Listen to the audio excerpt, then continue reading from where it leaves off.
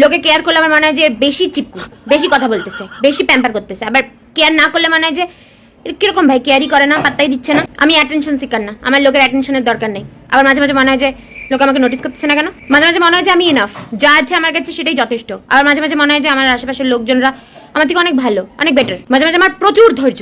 আবার মাঝে মাঝে মনে হয় যে এখনই চাই। কখনো আমার গোষ্ঠীর বন্ধু, বন্ধুই বন্ধু, দুনিয়া রাজ্যের বন্ধু। আবার কখনো আমি লোনলি ফিল করি। লোকে আমার সাথে বেশি কথা বললে আমার বিরক্ত লেগে যায়, আবার কথা না বললে আমার বিরক্ত লেগে যায়। মাঝে মাঝে মনে হয় যে এত টাকা জমায় কি করবো, খরচা করি, এটাই তো খরচা করার সময়।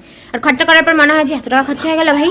লোকে আমার প্রশংসা করলে মনে হয় যে বার খাওয়াচ্ছে, ঝাড়ি মারতেছে। আবার প্রশংসা না করলে মানে যে বাবা এত সুন্দর সাইজে আসলাম, কিছু বললেও না। কখনো আমি অতিরিক্ত খুশি হয়ে যাই, আবার 2 সেকেন্ড পরে আমি দুঃখী আত্মা হয়ে যাই। লোকে আমার দিকে তাকায় থাকলে মানে যে তাকায় সেকেন্ড, কোনোদিন মেয়ে দেখে নাই নাকি। আবার না তাকাইলে মনে হয় যে আমাকে কি খুব বাজে লাগতেছে দেখতে, তাকাচ্ছে না কেন। কখনো আমি অতিরিক্ত ম্যাচিওর, আবার কখনো আমি বাচ্চাদের মতন বিহেভ করি।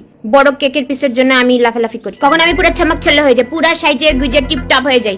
আবার কখনো আমি পুরা বাড়ির জামা কাপড় পরে রাস্তায় বেরোয় গেলাম, চুলও আসে না, এমনি বেরোয় যে পাগলের মতন। কোনো ছোট ছোট প্রবলেম আমাকে অনেক বেশি হার্ট করে। আবার কখনো বড় বড় দুঃখ আমি হাসি মুখে সহ্য করে নিই। কখনো আমি একদিনে 12টা স্টোরি পোস্ট করে দিলাম, আবার তারপর 3 মাস গায়েব হয়ে গেলাম।